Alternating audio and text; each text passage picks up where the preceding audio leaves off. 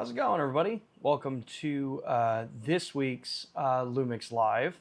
As you can see, I am clearly not back in the home studio yet, but we are working out of a hotel room just like last week while we are on the road. I am actually up here in New York City for an event that we have running on this weekend for Project Red. It's one of those sponsorships that we do with Panasonic LUMIX as well as the rest of the Panasonic brand.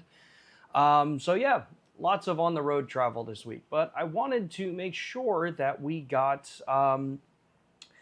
basically, like I said last week in that like 7-minute long video that I was able to record, an opportunity to answer the questions that a lot of you have been asking about the brand new GH7 and kind of just use some of this opportunity to do it. So to start with, I know my setting isn't the most fancy. I know I don't have the best lighting, so just bear with me, those of you that look at the stream, for maybe some of the better image quality. It's a little bit tougher for this particular stream with the internet service that I've got.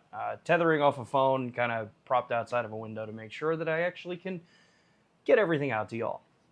So the way the stream's going to work today, I have last week's video posted up here, and I've got all the questions that were submitted down in the comment section.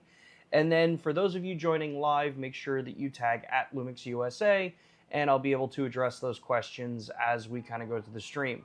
What I figured is I'm going to address the questions that were submitted in the comment section first from last week's video, because I think that may answer a lot of the questions that y'all have had in the comments or in the chat so far.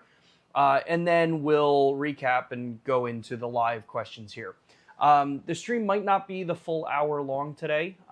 Just kind of depends as we kind of look through how fast I can get through the questions and, you know, how many other questions some people may have. But to give you all a little bit of a kind of insight into today's stream as well, I am actually live streaming with the S9. So the brand new S9, we are HDMI out into a capture card into my MacBook. So this has been the camera that I'm traveling with most often. I don't have my GH7 with me here. I actually had to leave it back in LA with the team while they were doing some events out there. So since I had this camera and I have the adapters and everything I need for it, we're running a full broadcast on this camera with a Saramonic wireless mic plugged into it. So hopefully the audio sounds good too. I've got levels that I can monitor right on the camera here.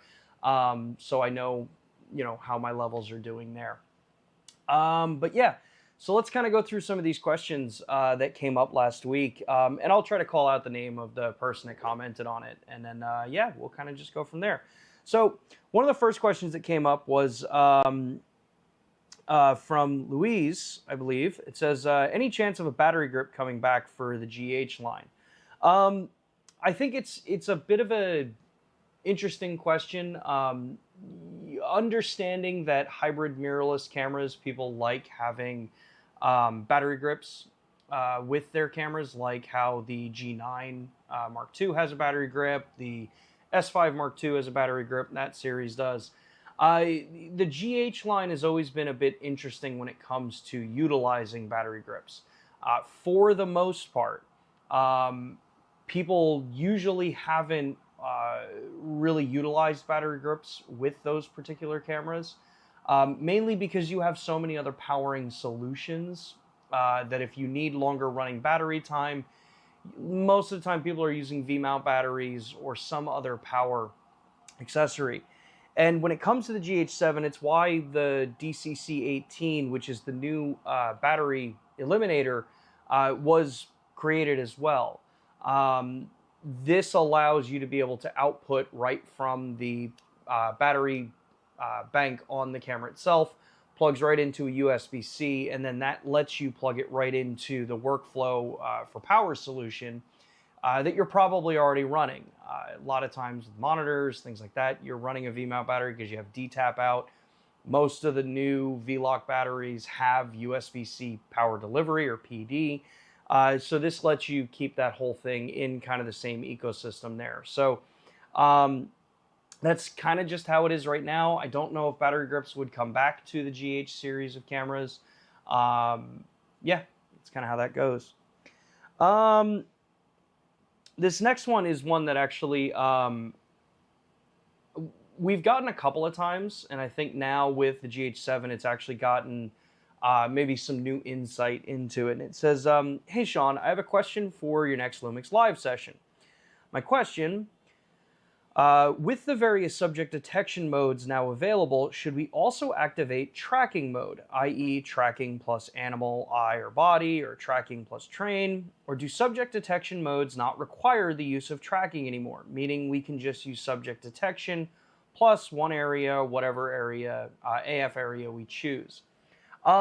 This is a pretty good question for the newer autofocusing systems. So when you look at, depending on how you want to use the camera, you don't have to use the named tracking mode in the camera. That particular AF mode on the LUMIX cameras is designed for visual tracking of an object. So what does that mean? That means that it looks at things like contrast, it looks at the kind of content of the frame, but it's a very basic level of tracking. And that mode on most of the cameras are really truly just carryovers from before we started doing subject recognition within cameras.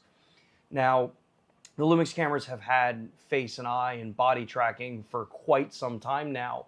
But there can be situations where maybe you do want to have that tracking option available. In most cases, you're not going to need to use that. If you're photographing or creating video and it's a human being, just put it on either, zone, one area, full area, whatever works best for you, and let the subject detection tell the focusing system which PDAF pixels to use. And this goes for the DFD systems as well. So as you're basically kind of looking at the various different options, just remember that they're all tools. They're all, just because one person prefers it, just because maybe I prefer a different mode, doesn't mean that it's necessarily going to be the best for your style of shooting. You have to kind of figure out which one's going to work best for you. That being said, when I do things like motorcycle tracking or I do any kind of portraiture work, I'm usually having the camera set up in zone autofocus. So that's the one that has the brackets that we can select. And that's mainly because I can prioritize a region of the sensor where I want autofocus tracking to work so that I can minimize situations where the full area just may not be the best.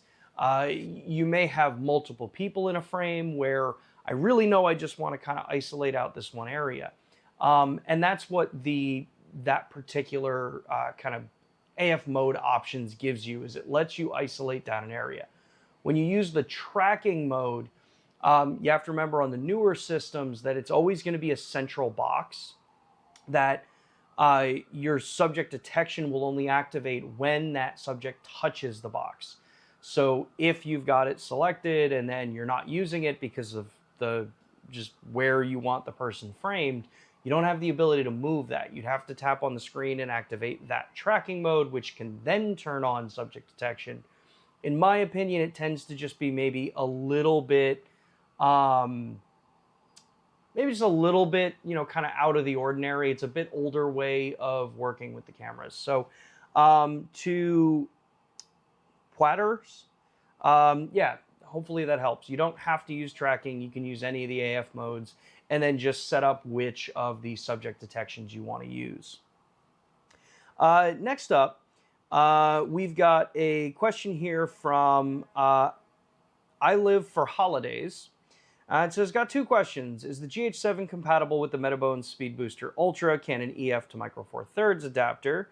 And also, can I back up RAW video recording onto CFexpress card while I'm using an external monitor such as an Atomos Ninja 5?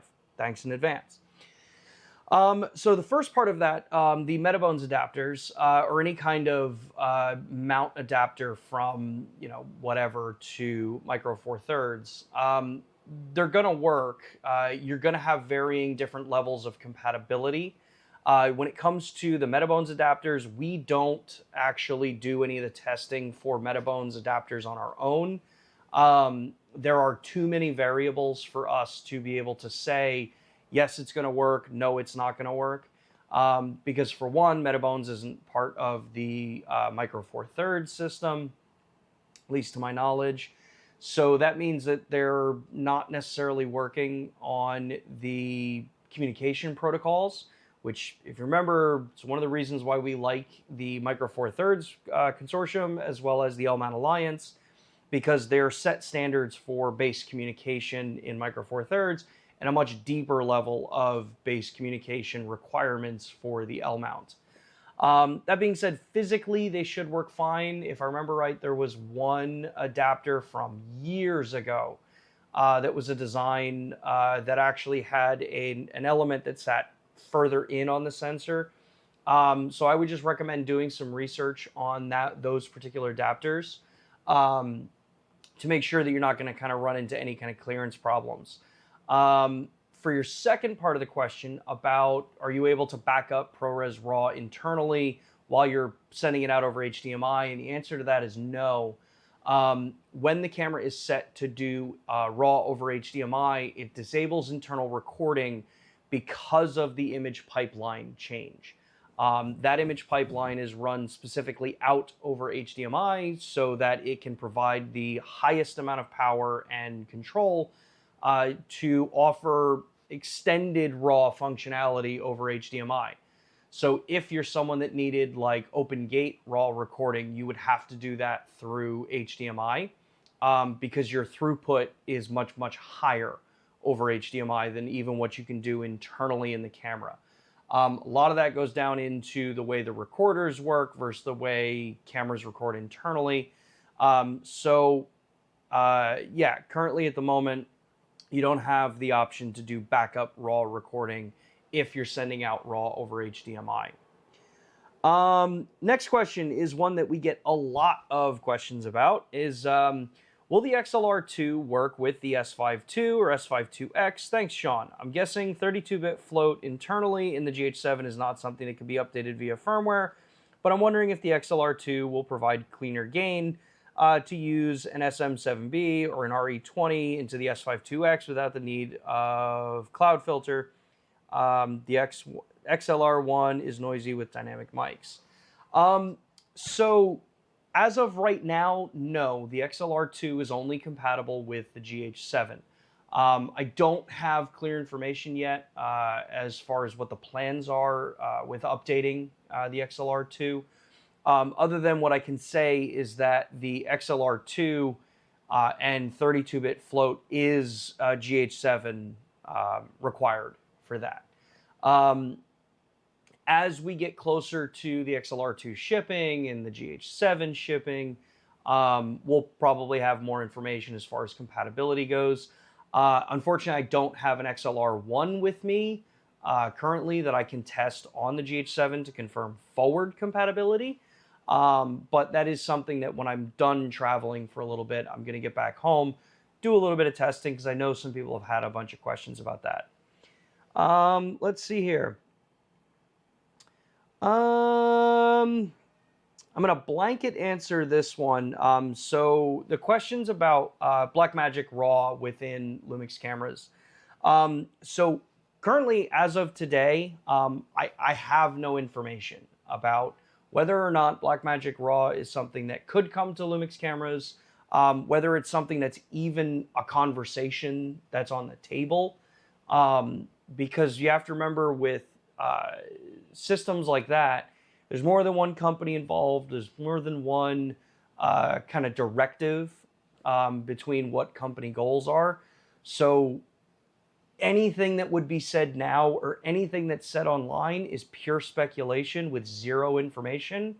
And yeah, definitively, I can say right now there is zero information about whether or not it can or can't come to LUMIX cameras. So I think that answers like 7 of the questions that were in the chat from last week's stream. Next up is the ARRI Log. Is ARRI LogC3 also coming to the S5 II and the X in the near future? So I ARRI LogC3 is a GH7 and GH6 exclusive piece. This is a licensing agreement between ARRI and Panasonic, or ARRI and Panasonic, however you want to pronounce it, which means that this is the system that has it. If it's something that you need, if it's a color profile or a workflow that you want to adapt yourself into or bring a camera back into, those are the two cameras that you have to get for it. There is no yes or no or maybe about any of the other cameras in the system. That is what was licensed for GH7 and GH6, and that's just where it stands. Obviously, I wish I had a better answer for you, but that's just what it is. If you want to be able to take advantage of the ARRI workflow and the total redesign so that you can work in that from a color matrix perspective, you got to go for a GH7 or GH6 when it becomes available for the GH6. Let's see here. Next one comes from Steven. It says, overall, is there less noise in the image at higher ISOs compared to the GH6, or are they about the same? So this is an interesting question, because typically when you see a company lower the native ISO or drop down the base ISO value, usually you see an increase in noise at a given higher ISO. When it comes to the GH7, because there are hardware changes to the way the sensor functions and the way the DR boost system operates, you are getting a benefit of a lower native ISO. So it's at 500 and DR boost is working all the time. So you're getting that benefit. So you're gonna have cleaner shadows. You're gonna have, maximizing the amount of dynamic range you can capture with the sensor. But on the high ISO side, you are not losing anything. So you're going to have the same performance, similar performance, as you go up in ISO to where the GH6 was. Now, the important distinction here is that, remember, with DR Boost, the GH6 was at 2000 ISO was its base or native ISO. On the GH7, you're at 500. So now you're gaining all of this extra latitude, especially in the shadow regions, because we can get it lower, but you will not lose anything when you get up to 2000 ISO. So it really does become a win-win across the board with the updates to the actual hardware of the sensor. Let's see, we answered the next one there. This is a comment. ProRes RAW. Anything relating to ProRes RAW and DaVinci Resolve is going to be a DaVinci or a Blackmagic question. That's not something that any of us would be able to answer.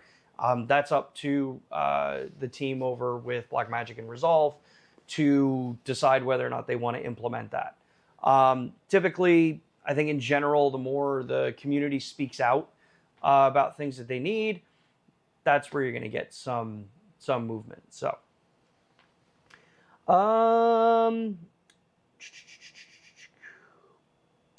Another comment.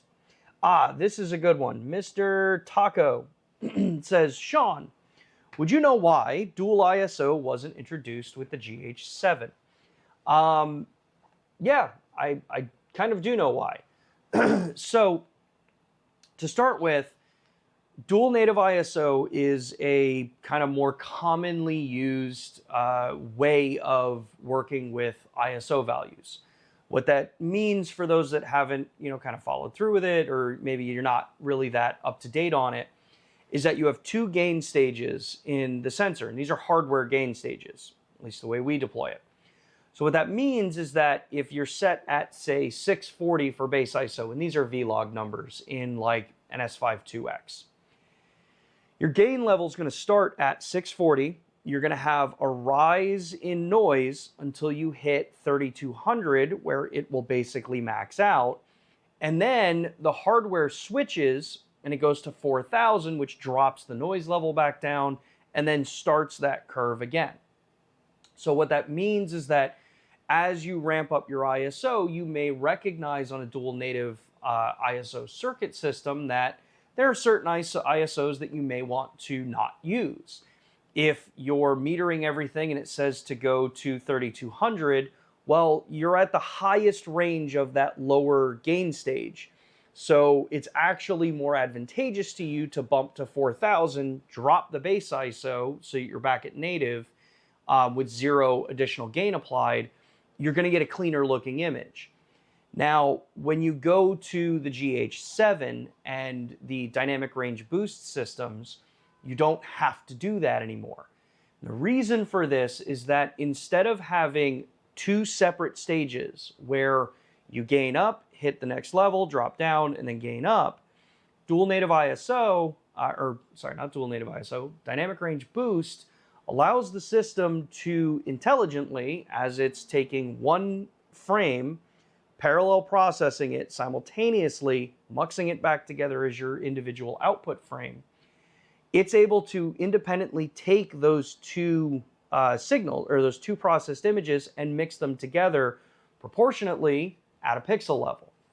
So as I gain my system up, I don't have the same challenges where as I'm rising my ISO, if I hit 3200, I have to think, oh no, I have to go up one higher because I want it cleaner. This just natively becomes cleaner across the whole range. So I've seen a lot of people asking like, well, GH5S has dual native ISO, why, and it's perceived that that's a better low light camera. And the fact of the matter is it isn't. Where the GH5S had advantages of its time, remember every camera should be looked at within its time. The GH5S had the benefit of larger photo sites and dual native ISO. Larger photo sites traditionally meant that you got better signal to noise ratio because the pixel wells are bigger. And then you add on top of that the dual gain stages where you would rise the ISO and then drop it down, get you better high ISO performance. Modern sensors like GH7 allow us to do a couple of cool things. One, it's that DR boost function, which for the most part eliminates the need of the dual native, like the hard points in the ISO. But where it also changes is that if you're looking at a 4K image and a 4K image out of the 2 of them, the GH7 and the GH6 and the G9 Mark II have the benefit of taking a 5.7K image and downsampling. So your 4K is coming from 5.7K and then being downsampled to the 4K option. That means that that inherent advantage, for the most part, of larger photo sites is offset by the fact that the image is being downsampled to get you cleaner looking image anyway. So that, coupled with the dynamic range boost system, now means that this camera is going to perform as well, if not better, than a typical dual native ISO system like what was on the GH5S. So that's why we don't do it.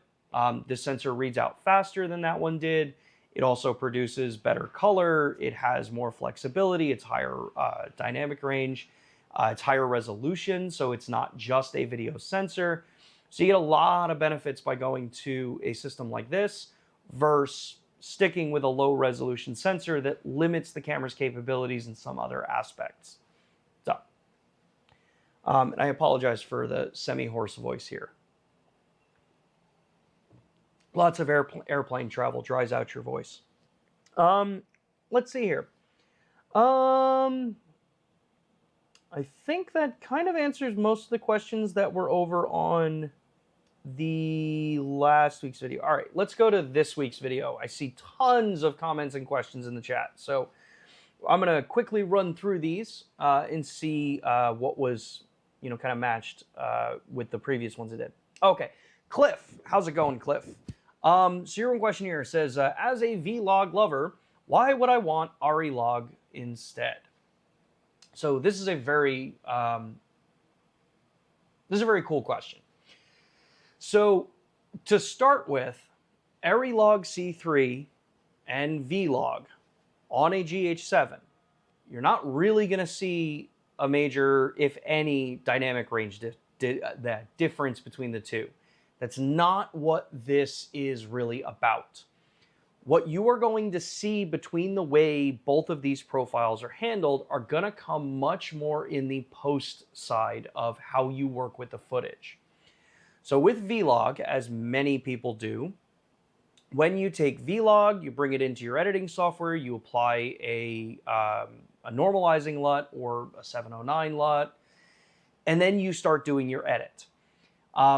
The way we work with the 709 LUT, if you use the Panasonic one, is that it's going to get very close to 709, but you'll notice that we don't correct your black levels down. So you still have room to work with your black levels. And this is where a lot of people that have worked with Vlog, this is the workflow that you've been used to. You take the footage, you bring it in, you correct 709, you start doing your edit, you make your tweaks, you apply your look, all that kind of stuff. Some people do the work in Log prior, and then you apply it in, and so on and so forth. The ARRI Log workflow is totally different. If you approach editing ARRI LogC3 like you approach Vlog, and by that I mean applying a LUT at the first point, and because I'm a Premiere, I lightly edit in Premiere, I would go in, I'd apply my 709 conversion LUT, and then I'd do some minor tweaking to bring it to where I need it to.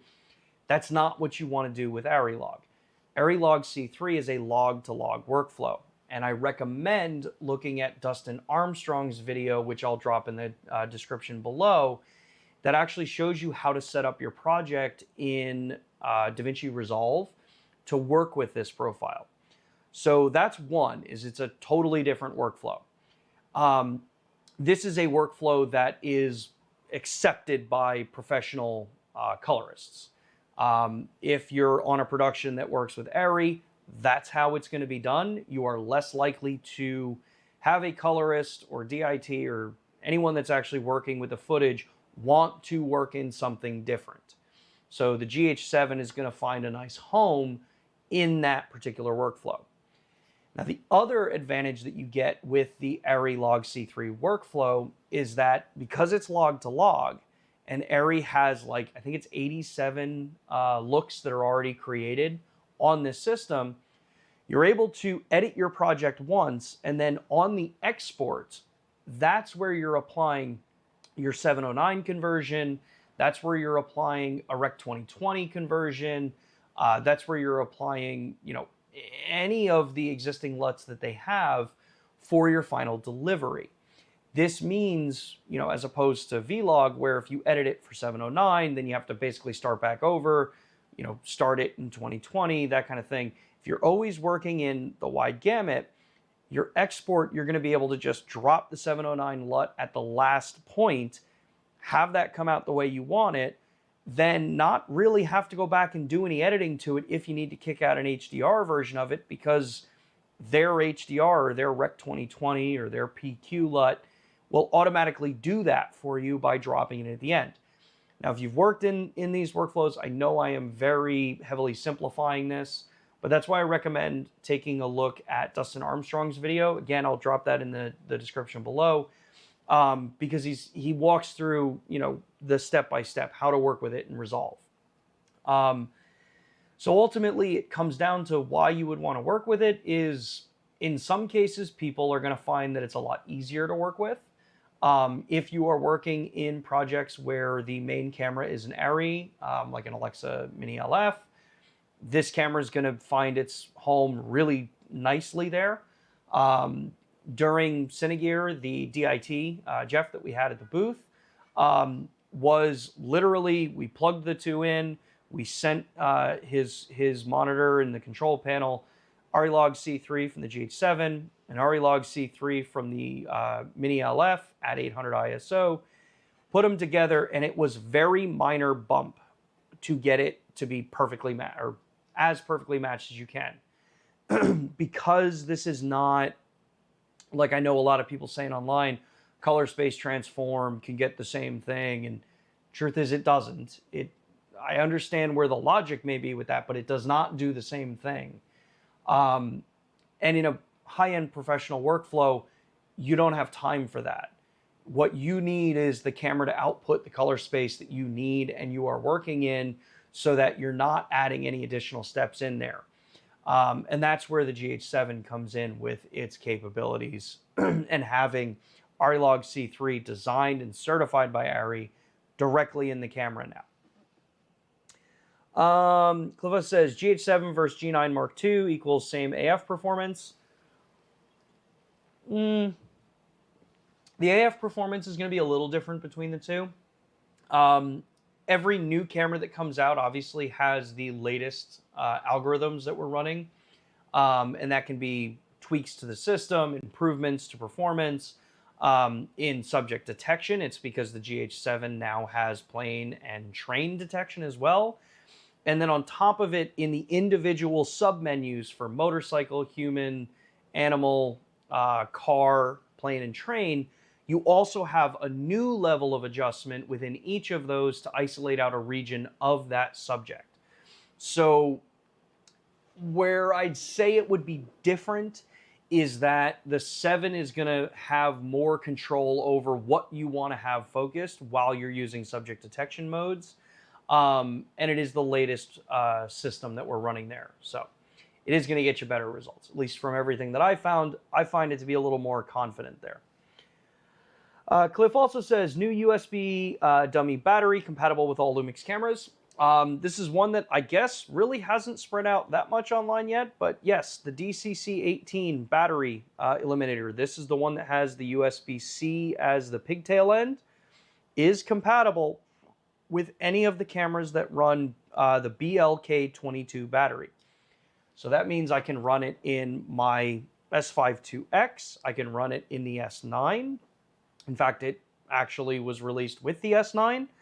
And for those on the GH series, if you've got a GH6 or you got a GH7, the end of this does fit through the hole in the battery door. So you will be able to close that door up, and you can have the uninterrupted power through this particular adapter. Let's see here. GH7 video punch-in is the same magnification as S5 IIX. Yes, yep, it's the same. Support for storage larger than 2 terabytes. At this time, it is still 2 terabytes is the maximum storage for CFexpress and for SSDs.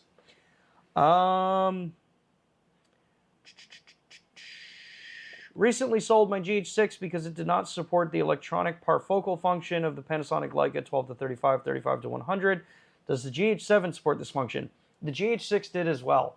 I think it may depend on which generation of the 12 to 35 and 35 to 100 you were using. But it does. The GH6 and the GH7 do support that. Yeah. Steven says, hey, Sean, sorry, I know this is technically not GH7 related, but what are the base ISOs for ARRI LogC3 profile on the GH6? Same as Vlog 800 and 2000. That I don't know yet. I have not had a GH6 that has the ARRI LogC3 system on it yet. As soon as I get an opportunity to work with it, I will let you all know. All right, let's see here. I've got time for like 3 more questions, and then I have to, unfortunately, wrap the stream today because I'm getting Wi-Fi drops up and down here. Is it possible to add Cine DNG, RAW, GH7, G9 Mark II because it opens in Resolve? No, probably not. Is the Eternal ProRes RAW 10-bit in a 12-bit container? Nowhere does it mention it being 12-bit, but 12-bit is mentioned regarding external. Internal, it is 12-bit ProRes RAW, 100%. 12-bit ProRes RAW internally recording. And you have 2, you have ProRes RAW, and you have ProRes RAW HQ internally for recording. Are we going to see a new update for the S5 IIs with some of the new features? At this point, I don't know. We don't comment on future firmware update plans. What would be the difference between ARRI LogC3 in camera and a color space transform node in Resolve to ARRI LogC? The difference that you're going to see there is that if you do the color space transform in post, you're already starting with the base color matrix that the LUMIX cameras offer. So it is already baked into some level. When you do a color space transform, there is no official one. ARRI doesn't make one. So you have variances there of people getting it close or software getting it close, but it's not right. When it's done in camera with the GH7, this is built by ARRI, ARRI. This means that they have created the profile from a color perspective, from a curve perspective, to match their camera. You're not looking at someone's interpretation of that look. It is their look on this sensor. And I had been told and seen some other people commenting that shoot with ARRIs, that even within the Alexa to an Alexa, you'll see some color differences between each cameras because all sensors they're not 100% identical. So with this, as I said, with the colorist that we had at Cinegear, it was basically the same level of change that you would have to make between an ARRI to an ARRI, or an ARRI to an ARRI, or very, very close. So the difference there is that it is actually done at the color matrix level versus you're having to interpret something that isn't really done by ARRI to make a CST. That's someone's interpretation to get it close, and those are not correct. And in a pro workflow, you're not going to do that. Is the GH7 sensor the same as the G9 Mark II? No, they are different sensors.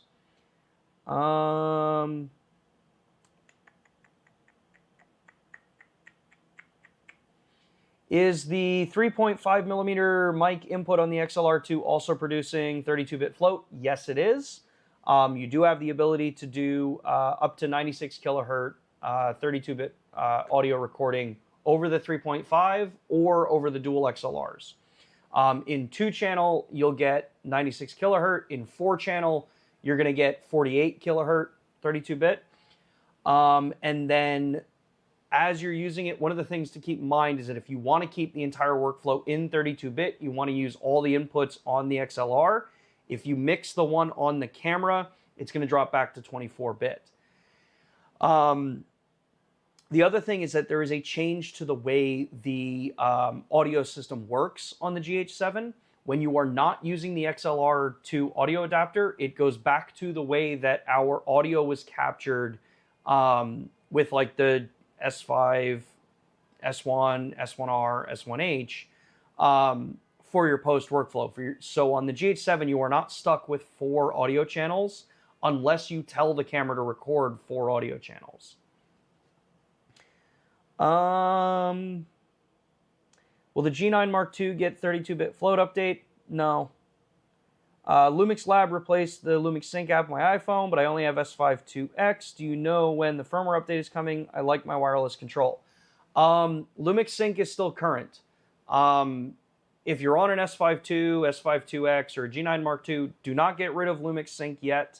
Eventually, we're working on adding the compatibility to LUMIX Lab for tethered control, stuff like that. But at the moment, you would need both if you want remote control and then if you want the ability to create LUTs with the LUMIX Lab app.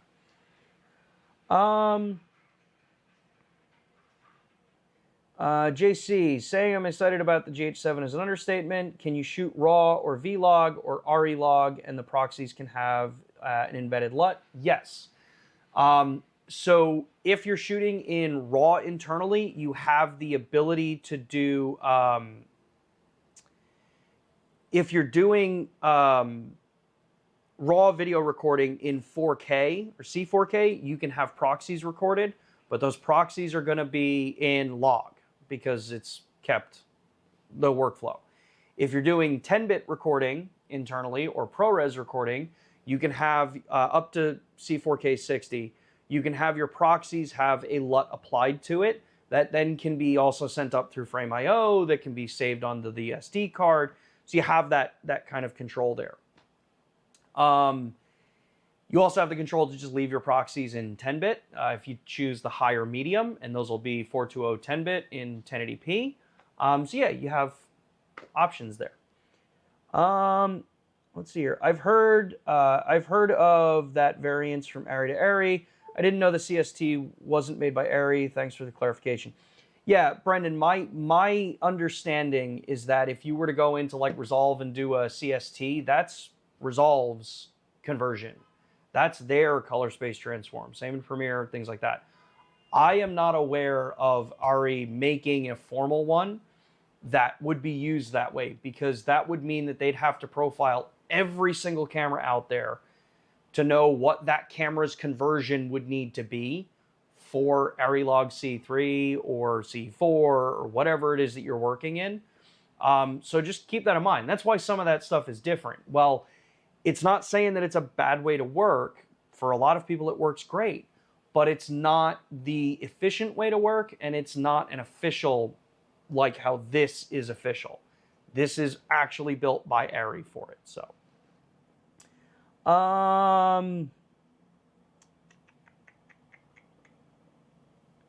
let's see here.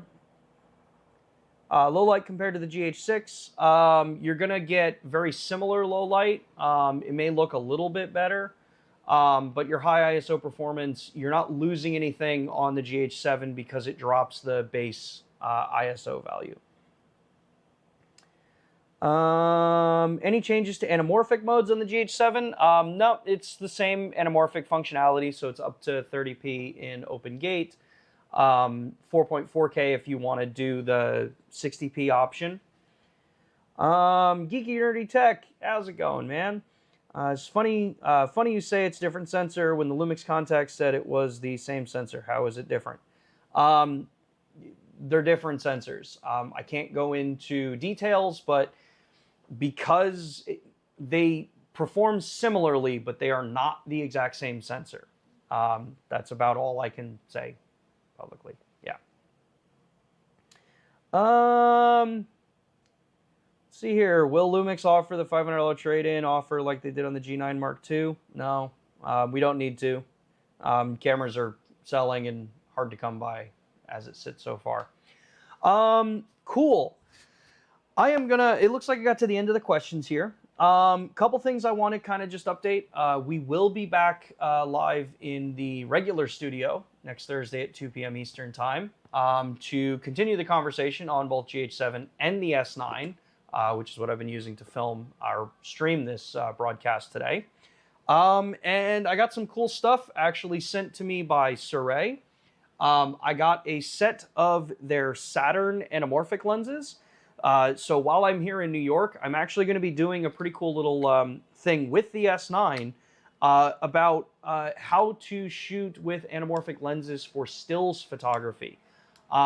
It's an area I know that as these lenses are becoming more and more cost effective and their quality is staying very high, it's sparked a lot of questions online. Well, how would I use this? Can I use this for stills photography to get that, you know, cinematic look and get the flare and the optical characteristics that anamorphics give you?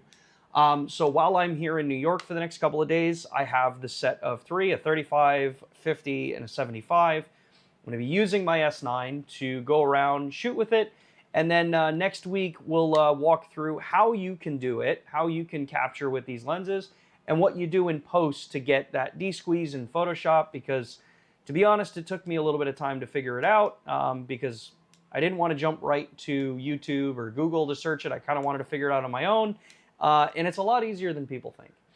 So yeah, with that, I want to, let's double check, make sure I didn't miss any questions. GH7 will not ship until sometime in August for Europe. Every region's going to be independent on the shipping time. I think we're still slated for mid-July. So I don't think anything's changed there. Yeah. So with that, thank you so much, everybody, for tuning in and sticking with me while I'm on the road and had the weird upload schedules. After we get through the end of June, we're going to be back to a pretty normal schedule, I promise. If you are going to be out in Anaheim at the end of this month and attending VidCon, we will be attending VidCon this year with the S9 and the LUMIX line. So if you happen to be in Anaheim and you're going to go to that show, be sure to stop by, check us out. We've got a display down on the floor. And yeah, other than that, we will be back next Thursday at 2 p.m. Eastern Time. And yeah, hope you all have a good rest of your day. Have an awesome weekend. Get out there, create some cool stuff. And yeah, later, y'all. Bye.